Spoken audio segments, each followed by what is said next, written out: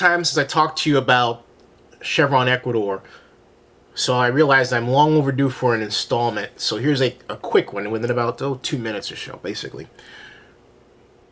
What's happened over the past, I think it's almost 3 years, is, well, here's the latest. First of all, there have been a set of tapes released from a movie called Crude, written by and directed by a guy named Joe Berlinger, who followed Steve Donziger, the lead attorney for the plaintiffs in the Lago Largo case, around as they, quote, gathered evidence and plotted their strategy to sue American oil giant Chevron.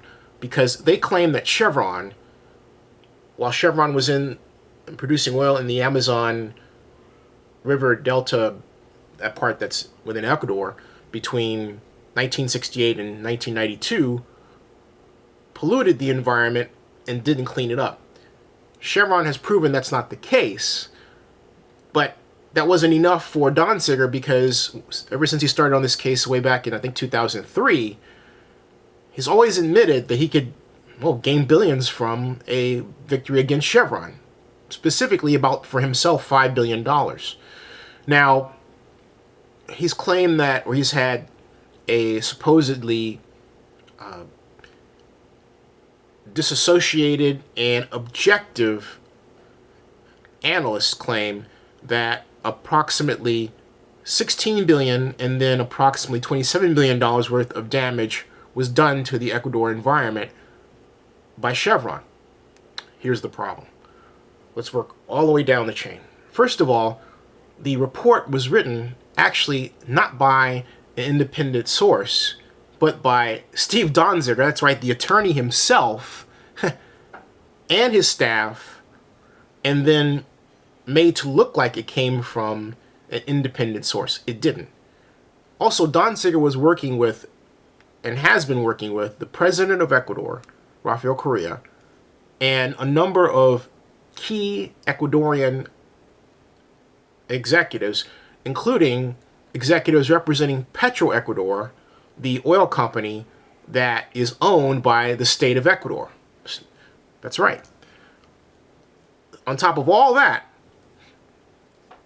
U.S. Judge Lewis Kaplan has ordered Donziger to turn over all of his documents and all of the tapes from Crude, the outtakes, to Chevron attorneys. Donziger claimed that they didn't have a right to them, and before that, Joe Berlinger, the director of Crude, said, wait a minute, it's journalistic privilege to be able to hold on to these outtakes. But Judge Kaplan, who is representing the Northern District Court in New York, U.S. District Court, said this is a matter of journalistic protection. There is a lawsuit active, and that was active before the release of the movie, and the movie's outtakes can affect that case, and he's right. What are in the outtakes? Well, Steve Donziger basically claiming that he wants to intimidate Ecuadorian judges, implying that in one case he wants to kill a judge, implication, not actually stated, but implication, plotting to essentially intimidate the court. That's not something that an American lawyer by law is allowed to do. He can be disbarred for that.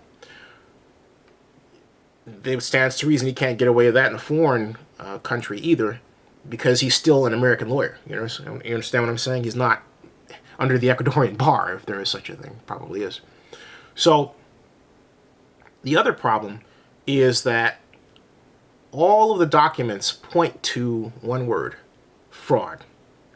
Fraud on the part of a group of plaintiffs who were trying to seek billions for themselves, and it's not really clear that they were seeking it for the people of Ecuador. You see, my point in this for a long, long time has been, if you really, really, really want to improve the situation for the poor of Ecuador, then you get after the Ecuadorian government for how it disperses its revenues. It makes billions from the oil industry, which the poor don't see. This case isn't going to solve that problem. So what happens is that the Ecuadorian government not only gets off scot-free, but it's actually aided by this. And at the same time, Ecuadorians poor don't see any assist at all, Who gets rich? Well, Donziger, at least he thought, because then, until Washington Penzance, the Attorney General for Ecuador, stepped in about a year ago and said, hey, you know what? 90% of a damage award that would be won if Chevron lost the case would come to us, the country of Ecuador, anyway. What does that mean? It means that Ecuador is party to the lawsuit.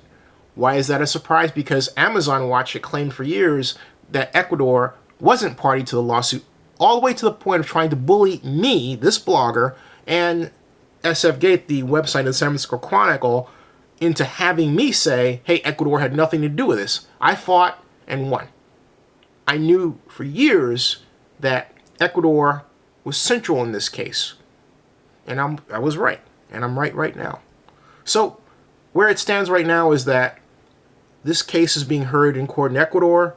How it's going to go, I don't know. It should go for the defendant. It should go for Chevron. Now, the point of all this is simply this. Just because a company is big and it's in oil doesn't mean it's bad. I happen to favor oil companies in America more often than not. All the way back to when I wanted to work for Royal Dutch Shell and scenario planning. So that's where I'm coming from. All right. There is a lot of anti-intellectual thinking that goes on here. It becomes knee-jerk. Chevron is bad. This person is good. All for image without substance. And I've been fighting to change that for a long, long time. So that's where we sit right now. Stay tuned.